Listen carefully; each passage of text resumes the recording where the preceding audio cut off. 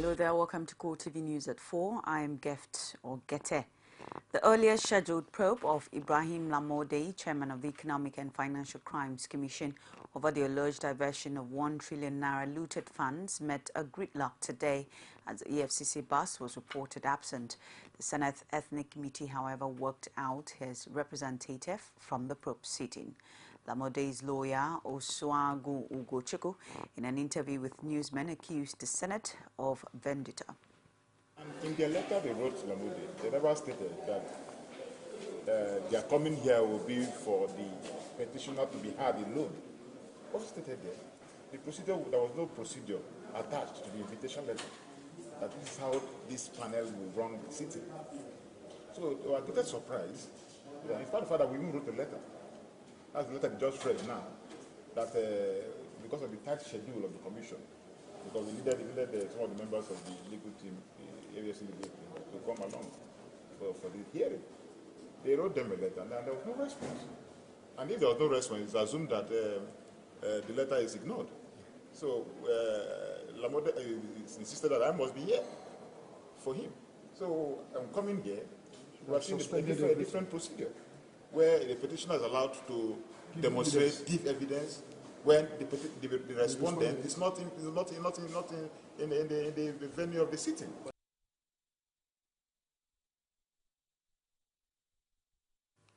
We'll bring you details in a subsequent bulletin. The federal government is to use the national identity card to complement the permanent voters' cards in future elections in the country. President Muhammadu Buhari disclosed this shortly after he was registered for his national identity card by the National Identity Management Commission (NIMC) at the Presidential Villa, Abuja. He is convinced that the project will go a long way to confirm Nigeria's population, just as the managers of the National Identity Card exercise say there is no time limit for registration. To confirm our population, and those who are entitled to vote, that reach the age of 18 and above, it will complement the exercise of permanent voters card. So for those who want their votes to count, in whichever party, in whichever constituency, must be sure that they and their families have been properly captured, as I have been captured. This exercise is not a one-off thing, in the sense that there is a time limit. It's a continuous exercise. So every enrollment center that we open or establish remains open forever. It's like the branch of a bank. It opens for business. And so we are taking very deliberate steps to ensure that enrollment centers are opened in each local government. In collaboration with the MDAs, we are now extending it to universities. With the collaboration with the National Health Insurance Scheme, it will be extended to primary schools and hospitals. With the collaboration we expect with the INEC, and we are meeting INEC today, it will President Muhammadu Buhari has blamed past administrations for the current situation in which Nigeria is forced to spend billions of naira annually on alleged subsidies for petroleum products. The president, who spoke at a meeting with the chairman and members of the Revenue Mobilization Allocation and Fiscal Commission, RMAFC, on Tuesday in Abuja, expressed the view that the escalation of petroleum subsidy payment over recent years was due to the deliberate neglect of the nation's refineries, oil pipelines and other related infrastructure to allow the importation of petroleum products and corruption to thrive. The president, who restated his huge disappointment with the way Nigeria's oil industry has been run since he left office as petroleum minister and military head of state, said he was convinced that if the development of the country's domestic refining capacity and petroleum products distribution network had kept pace with national demand, there would not be any need for the huge subsidies currently being paid to importers. President Buhari also warned that severe sanctions will be visited on any individual or organization that violates the directive on the payment of all national revenue into the Federation account. Nigeria and Benin Republic have agreed to strengthen economic and security cooperation. President Muhammadu Buhari and his Benin public counterpart, Boniyayi, made this known at a joint press briefing after a closed-door meeting at the presidential Villa Abuja. The two West African leaders pledged to continue to put in place necessary mechanisms to further strengthen regional integration and security. We are doing our best under the circumstances in Nigeria. We have just arrived in this government. We have been reorganizing the military. They are on the ground. That's especially the Army and the Air Force. They are doing very well. And the Navy has joined to secure our responsibilities in the Gulf of Guinea, which is from Senegal to Gabon to Angola. So, distinguished ladies and gentlemen of the press, we are on course. We are getting the cooperation of the international community, and I assure you of our confidence, and I believe we are already feeling the difference. I'm feeling appreciation. And today is a Buhari 3, a Buhari 2 days. And the hope now is that we have to continue the progress of our common destiny. We have to continue to pursue with the hope, with the success, with the progress of our population. He allowed one of the governors of one of the states of Nigeria, who is Kebbi State, to pay a visit a few days ago. This is Abubakar Atiku, who came to Benin and activated the integration that I spoke of a few minutes ago. This is another kind of going into the sub-regional integration, because if President Buhari didn't allow it, we could not be able to go through this kind of integration. The federal government wants Nigerians in the diaspora to do more to pull the country out of the poverty threshold. Vice President Yemi Osinbajo stated this while declaring open the 2015 Diaspora Day Conference at the State House Banquet Hall in Abuja. He also reaffirmed government's commitment to a conducive investment environment for all Nigerians within and outside the country. Marcia Ye has the details. These are the faces that graced the 2015 Diaspora Day Conference in Abuja. Among them are Nigerians who have lived and worked in and are still living and working abroad. Organizers say this year's gathering is a platform to interact and usher in a new Nigeria, as well as one to mentor young Nigerians. It is on this note that the Vice President, Yemi Osinbajo, who represented his principal, President Muhammadu Buhari, reeled out government's medium and long-term plans for the economic rebirth of the country. He maintains that government will ensure that bureaucracy is eliminated while creating conducive foreign investment opportunities. The financial remittances from Nigerians abroad have now reached an estimate of well over $20 billion US, the figure recorded for last year alone. With the potential of such huge populations abroad and attendant financial muscle, no government could actually totally ignore such persons. I urge you to consider how you can individually and collectively key into the government's determination to change all aspects of our national life and move our country forward. Those present at the conference, however, say governments must formulate and implement policies to integrate those in the diaspora. No matter what grammar we speak today, if we don't integrate Nigerians in diaspora into the system, whether it's private sector or the government system, it will just another talk show. So we're hoping that that execution of the policies, the extension of the Nigeria Diaspora Commission, and of course this integration agency that actually carries out most of the activities, it will not again be a very effective summit. Some participants and exhibitors who are already taking advantage of government's invitation to help develop the country had this to say.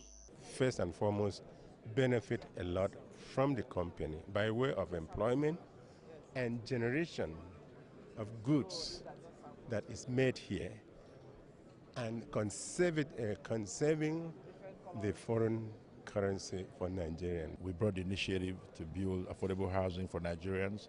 We've deployed our machines. We've also built an 81 three-bedroom units in Kuje as we speak. Other constructions are going on elsewhere. We tend to help provide affordable housing to Nigerians. The theme of the 2015 Diaspora Day celebration is Diaspora and Nigeria Change Agenda. Basiaye, CoreTV News, Abuja. Newly appointed Executive Chairman of the Federal Inland Revenue Service, Babatunde Fowler, has assumed office with a promise to widen the nation's sources of revenue. Fowler noted that the low revenue coming into the nation's treasury has made it necessary to shift attention away from relying on oil as major source of revenue. He appreciated the effort of his predecessor and pledged to build on some of his policies. Basilo Kafo has more in this report presented from our studios.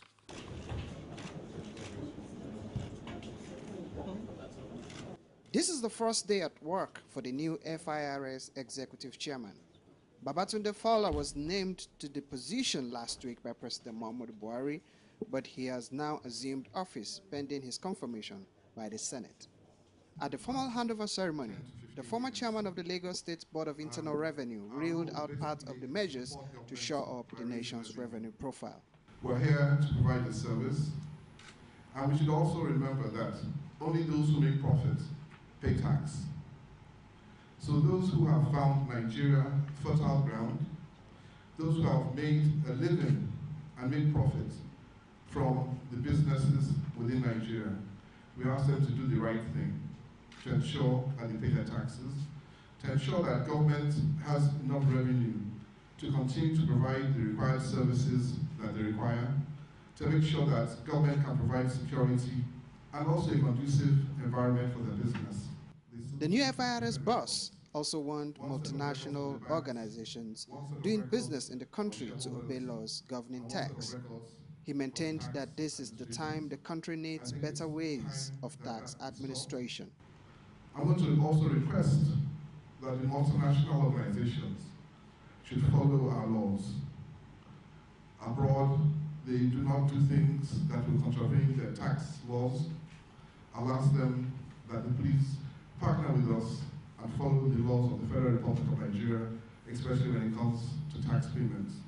The former acting FIRS chairman, Samuel Ogungbeson, used the opportunity to express his gratitude to the management of the organization. He also solicited support for the new chairman in his quest to improve on FIRS revenue generation. Here you are, desirous of taking us to the next level. We give you award all the officers of the FIRS, numbering about 6,900 and all, will have no choice but to give you their maximum support. And since we've taken it up to this level, my prayer is that you will also succeed.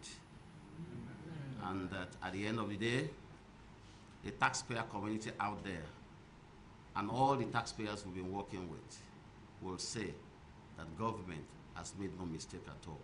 We have followed your successes at the State Revenue Board, and I believe that it's also doable here. The Lord will support you, sir. Fowler, who was credited with raising internally generated revenue in Lagos State from 3 billion in 2006 to 20 billion naira in 2013, will be in the saddle in acting capacity until his confirmation by the Senate. It's CoreTV News at 4. We'll take this break. Please stay with us.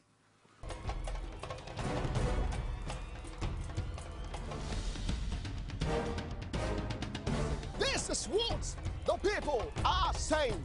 You don't run a big economy with generator. They need to do more in terms of energy and power. Many things to do for this Nigeria about lights, water, and new TT. For Nigerians that are not gullible, we know that good laws have done nothing good for this country. Buhari won the election convincingly. Talk to her husband that you should keep promise about what you said, and because people are watching you, you know, another election is coming. But some people will stand for Yoruba land, will be strong man, you don't die. This nation is moving forward. The best is going to take place. The people giving voice to the voiceless. Some pundits believe that as long as the political system is driven by selected few, corruption may be difficult to fight. You should be careful about what you say. I am not the only politician. Even if I've wronged anyone, it is time to forgive me. Please for Arena every Sunday at 9:15 p.m. and a repeat broadcast every Tuesday at 1:30 p.m.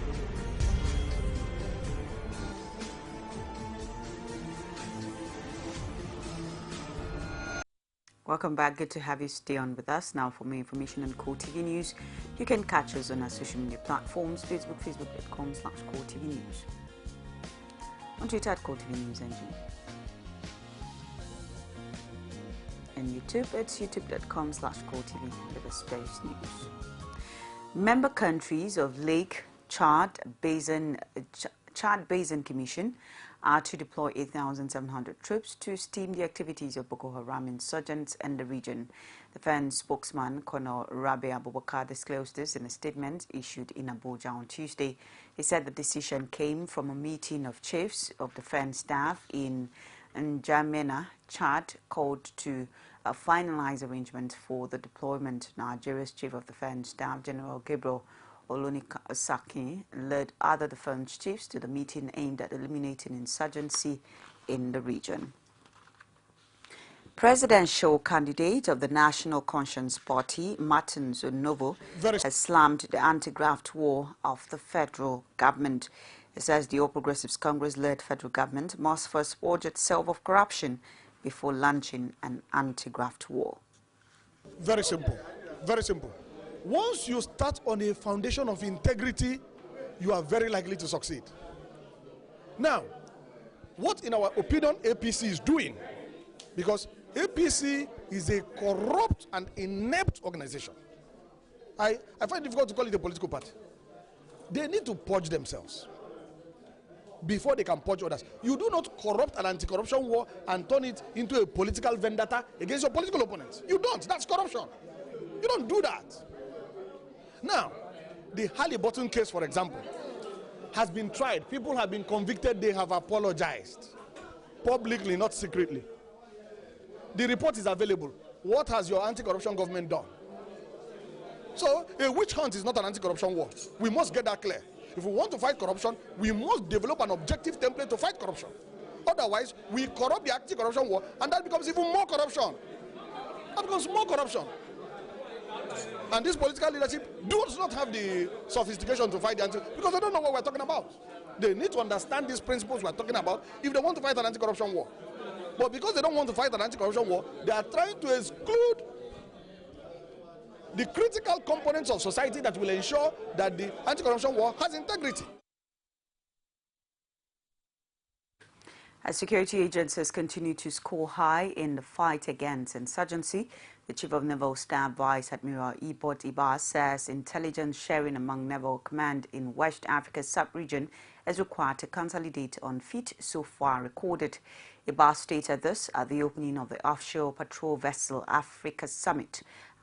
Biola Olole has more. With recent successes of the Nigerian military in the fight against Boko Haram insurgents, the leadership structure of the security agency have continued to explore ways of putting a final stop to the activities of the deadly sect. The Offshore Patrol Vessel Africa is a two-day summit of naval commands across West Africa's sub-region targeted at taming the menace of piracy, crude oil theft, small arms smuggling, as well as ensuring effective maritime security. According to the Chief of Naval Staff, Ibot Ibas, the essence of the summit is to further entrench existing collaboration that will translate to effective maritime security across Africa. The outcome of the conference is to enable us see the security challenge from a collective point of view. Maritime crimes are transnational in nature, and so whereas countries have been attempting to address the security concerns individually, we want to believe that at the end of the conference, all the countries of the sub-region and Africa as a whole will see the challenge as being common, and that by integrating the surveillance systems, we'll be able to track and respond appropriately to the the insecurity that we have in our various countries. For his part, the Permanent Secretary, Ministry of Defense, Ismaila Aliyu, the position of federal government at motivating the Navy for optimal service cannot be overemphasized. We at the Ministry of Defense, with the support of government, are doing what is necessary to enhance the asset recapitalization of the Nigerian Navy in order to improve its operational efficiency. It is gratifying to know that the effort by the Nigerian Navy in executing federal government's directives in curbing crude oil theft are yielding results. Represented by his deputy, Idiat Adebule, Lagos State Governor Akinwumi Ambode assured the Navy of the state government's support at policing the country's seaports. A lot of solutions are going to be profiled at this conference, but we hope, like I said in my speech of the governor, that whenever and in whatever capacity the Nigerian Navy feels that the Lagos State government can partner with them in ensuring that we ensure security in the maritime operations, will always be there for them. The two-day summit witnessed paper presentations on approaches to be adopted in the realization of the set objectives of the Navy. Abiola Oluwole, CoreTV News, Lagos. About 117 persons have been arrested, 35 of whom have been paraded by Edo State Police Command for various criminal offences in the last 8 weeks. State Commissioner of Police Samuel Adegbuyi has, however, assured residents of safety while warning criminals to turn a new leaf. Our Edo State correspondent has more. Going by the proverbial adage that every day for the thief and one day for the owner played out in Edo State following a harvest of suspected criminals between July and August this year. The state's Commissioner of Police says the action was part of effort to rid the state of criminality and make it a safe haven. He added that the onslaught will continue until the state is clear of filth. Some of the paraded suspects were arrested at various points in the states for allegedly committing crimes which include armed robbery, kidnapping, cultism, and unlawful possession of firearms. Others are murder, rape, and defilement. Some of the suspects, however, opened up to their crimes during interview with newsmen. My friend Henrik went into the steering and just drove out with the car, trying to go inside the car. How many guns on a hold that day? We're holding one local made artisans. How long have you been working? Where did you get this arresting and what here? Let me see, pass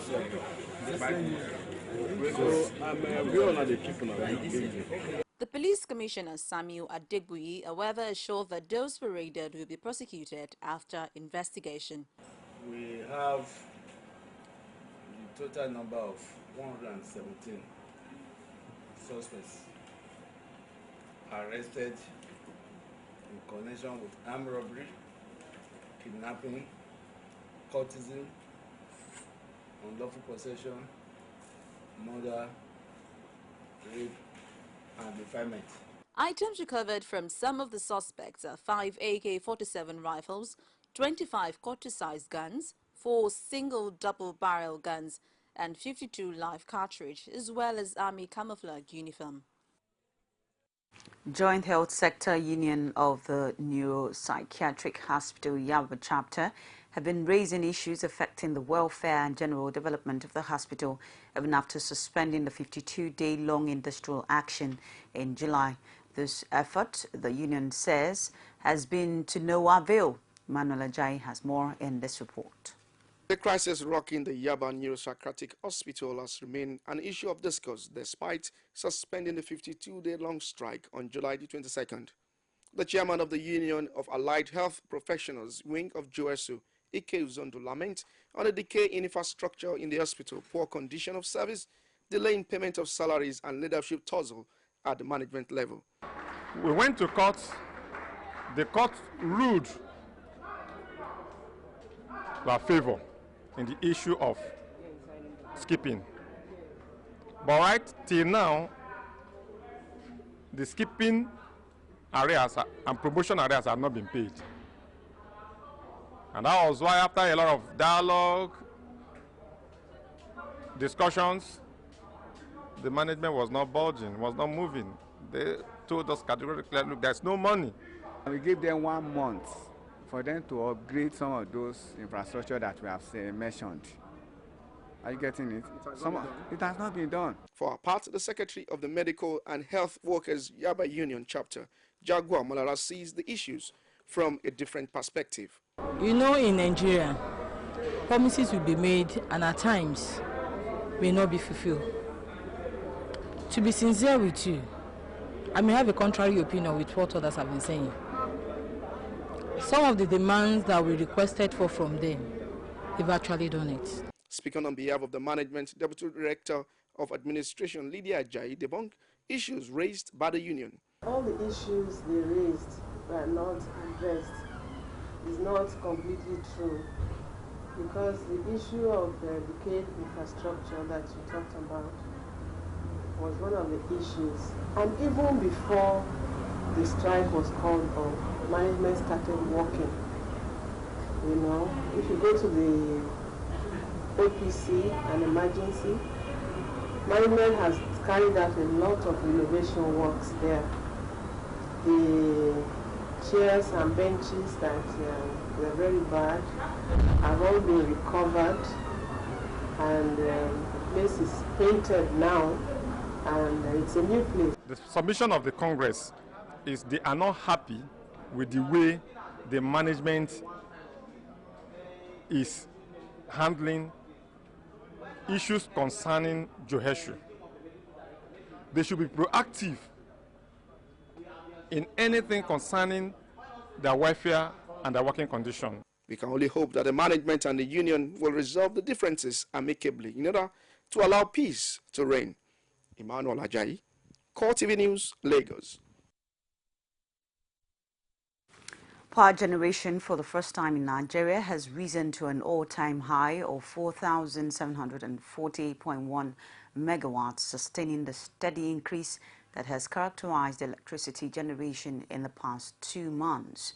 A report obtained on Tuesday from the Presidential Task Force on Power showed that the new figure was attained around 9:15 p.m. on Monday. The country's last peak power generation of 4,724.6 megawatt was recorded on August 22, 2015, while the peak demand was put at 14,630 megawatt. The report stated this is coming as the Nigerian Electricity Regulatory Commission attributed the problems facing the power sector to corruption and poor budgeting. The Transmission Company of Nigeria said it willed the 4,748.1 megawatts as a result of coordinated efforts by operators. The Managing Director, System Operation and Market Operation, Mr. Dikpak Sama, said this has been made possible due to coordinated efforts of the TCN with the generating companies and the distribution companies. He said based on the welding capacity of the TCN network and implementation of real-time online power optimization tools developed by the company's National Control Center. The DISCOs were requested to deliver more power to their consumers by connecting more load. The National Bureau of Statistics says Nigeria's real gross domestic product has plunged to 2.35% in the second quarter of 2015, compared to 6.53% in the same period last year. The country's economic growth rate for the second quarter represents a 40% decline from the 3.96% recorded in the first quarter of this year. The GDP is a measure of economic activity which captures the value of goods and services that a country produces during a given period. The Statistician General of the Federation, Chief Executive Officer, NBS, Dr. Yemi Kale, while releasing the GDP report for the second quarter of 2015 on his Twitter account, said real GDP grows by 2.35% in the second quarter of 2015 from 3.96% in first quarter of 2015 and 6.54% in Q2 2004. He said oil GDP grew by 4.979% in the second quarter compared to 8.15% in Q1 2015 and 5.14% in the second quarter of the year. I will take another break. Stay with us. Is it crazy or autocracy? Or what type of crazy is that? Except crazy. News making the headlines. Black Maria is to carry criminals, trading looters that are in government today. Sometimes it gets confrontational. Slap you in the face. Excuse me, don't put words into my mouth. Whatever it is that will bring our military to disrepute, I said to hell. On Core Digest, I want to know why I should be believing them. Every weekday, we bring all of these together and take them to the court of public opinion. Everybody has a right in Nigeria. Where you are the judge. You can now watch CoreTV News live from anywhere in the world on our website www.coretvnews.com. Click on Live TV on our website and watch us live. And welcome to CoreTV Primetime Days. To follow us on Twitter, click on Twitter icon on our website. On Facebook, click on the Facebook and YouTube to see all our previous news production. You can also watch us live on YouTube. Click CoreTV, leave a space, then news. CoreTV News, a 24-hour news station. Welcome back. Relatives of two men who remained missing following the Shoreham Air crash have made appeals to trace them. 4 victims have been named by friends or family, and the names of 2 others are still missing have emerged. The police believed as it is likely 11 people died. Daniel Polito, named as one of those missing, was in the same car as Matt Jones, who is known to have died. The others, Mark Trosler, is thought to have been riding his motorbike on the A27 when the plane crashed on Saturday. Sussex Police has said more than 200 people have been reported. Concerns for missing relatives or friends since the crash involving a jet taking part in an air show display. Flight has resumed at Dublin Airport after a fire on the roof of a hangar was brought under control. 4 fire appliances were sent to the scene after the alarm was raised at about 7:15 local time. Flight was suspended for 90 minutes. The airport said it regrets any inconveniences to passengers. It said knock-on delays were likely and has advised passengers to check with their airline for flight information. The Dublin Airport Authority said the fire was in a restricted area separate from the passenger facilities. There are no reports of any injuries, and the aircraft in the hangar has not been affected. A number of flights were diverted to Belfast City and Shannon airports. Chinese shares have closed lower despite a fresh rate cut by the central bank. The mainland's benchmark Shanghai Composite fell 1.27% to 2,927.29 after veering in and out of negative territory. It had fallen about 16% this week, rocking global markets. On Tuesday, China's central bank cut its key lending rate by 0.25% points to 4.6% in a bid to claim stock markets after the past day's turmoil. The dramatic losses and volatility in China's in China have shattered investors' confidence and led to sharp falls in Asia and US over the past days. Europe and European markets were down by about 1% in morning trading on Wednesday after rallying on Tuesday. The interest rate cut was the fifth by the People's Bank of China since November last year. And now to sports.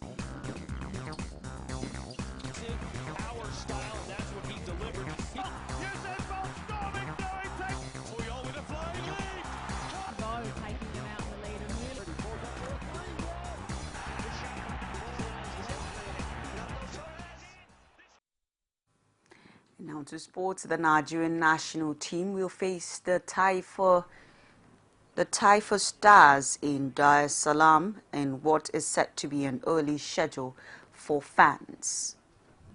It has emerged Nigeria's Africa Cup of Nations qualifier against Tanzania and will be an early kickoff on September 5th. According to a Nigeria Football Federation statement, the game will commence at 2:30 p.m.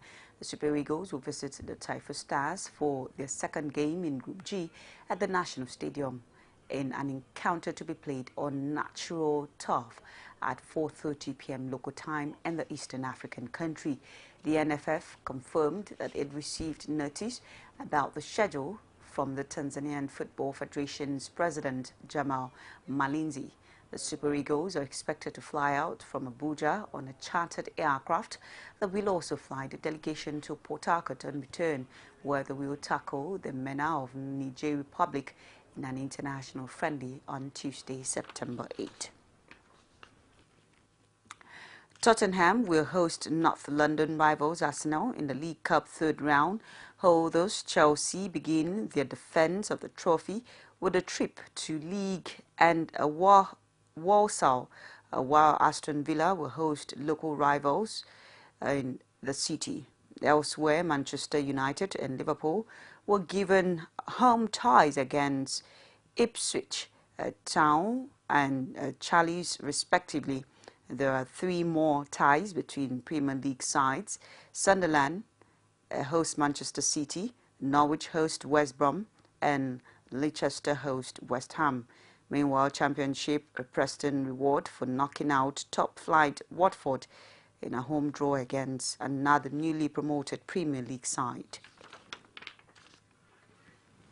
The Nigerian national team will face the Taifa Stars. We'll go back to another story. Boss Ronnie Deila said Celtic players were scared and frightened in their Champions League exit to Malmö. The Scottish champions went out 4-3 on aggregate after a 2-0 defeat in Sweden. Deila said the hype about the Champions League is big. Everybody wanted it so badly. He added that Celtic had a lot of young players coming through, but it was a hard lesson for the team. The Norwegian was new to the Celtic manager's job when his team was knocked out in the playoff round last season by Slovenian side Maribor. And that's our news for this hour. Thank you so much for staying on with us. Please join us again. I am Gift Ogade.